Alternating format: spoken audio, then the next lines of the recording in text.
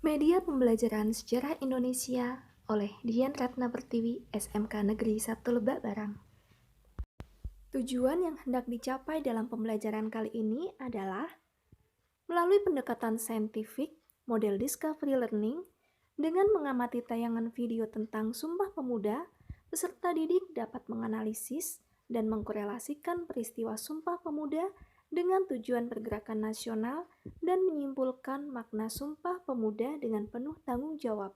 Sejatinya, proses panjang perjuangan bangsa Indonesia dalam melawan penjajahan terbagi menjadi dua fase, sebelum tahun 1908 dan sesudahnya.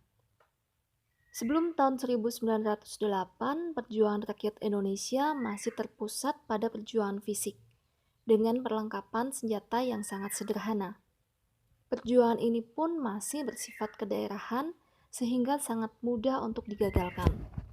Di awal tahun 1908, perjuangan mulai beralih pada ranah organisasi sosial dan politik. Arena perjuangan ini umumnya dimotori oleh kalangan pemuda dan pelajar Indonesia. Sebut saja organisasi pergerakan nasional seperti Budi Utomo, Sarekat Islam, dan lainnya. Masa ini menjadi awal dari mantapnya arah perjuangan bangsa Indonesia, yakni mewujudkan persatuan demi kemerdekaan. Sejak saat itu pula lah nama Indonesia digunakan sebagai nama organisasi yang didirikan oleh pelajar Indonesia di negeri Belanda, yaitu Perhimpunan Indonesia yang sebelumnya bernama Edisi Vereniging. Para tokoh dan pahlawan seperti Muhammad Hatta, Ki Hajar Dewantara, dan Budi Utomo juga senantiasa mempopulerkan istilah Indonesia guna mengimbangi istilah Hindia Belanda yang merupakan sebutan dari pemerintah kolonial Belanda. Jika sebelumnya di negeri Belanda telah berdiri organisasi pelajar Perhimpunan Indonesia, maka di Indonesia pada tahun 1925 juga didirikan organisasi pelajar Perhimpunan Pelajar-Pelajar Indonesia atau PPPI. Tujuan dibentuk organisasi ini sama dengan tujuan Perhimpunan Indonesia, yakni demi persatuan dan kesatuan, serta menghilangkan sifat-sifat berbau kedaerahan. Hingga akhirnya mereka memutuskan untuk mengadakan Kongres Pemuda yang berlangsung sejak tanggal 30 April sampai 2 Mei 1926 di Jakarta. Adapun hasil utama dari Kongres Pemuda 1 ini antara lain, yang pertama, mengakui dan menerima cita-cita persatuan Indonesia. Yang kedua, usaha untuk menghilangkan pandangan adat dan kedaerahan yang kolot. Batavia, 27 sampai 28 Oktober 1928.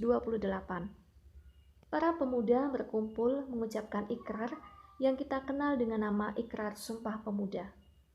Ikrar Sumpah Pemuda yang menegaskan untuk bersatu mendirikan sebuah bangsa Indonesia. Kongres Pemuda kedua yang melahirkan Sumpah Pemuda adalah cikal bakal sekaligus tonggak utama dalam sejarah pergerakan kemerdekaan Indonesia.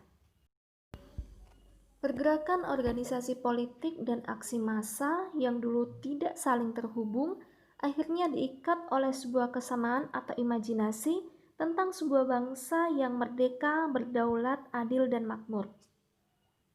Pergerakan Jong Java, Jong Celebes, Jong Madura, Jong Sumatera, dan Jong-Jong lainnya tidak lagi bergerak sendiri-sendiri.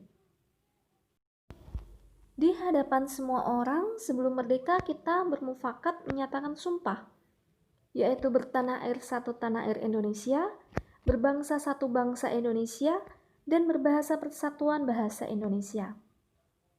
Bukan sebuah sumpah biasa, sebab setiap kalimat di dalamnya memuat impian besar tentang Indonesia yang satu. Indonesia yang tidak terpecah belah oleh perbedaan agama, suku, dan golongan-golongan yang berbeda. Demikian video tentang Sumpah Pemuda, kurang lebihnya mohon maaf. Wabillahi taufiq wal hidayah. Wassalamualaikum warahmatullahi wabarakatuh.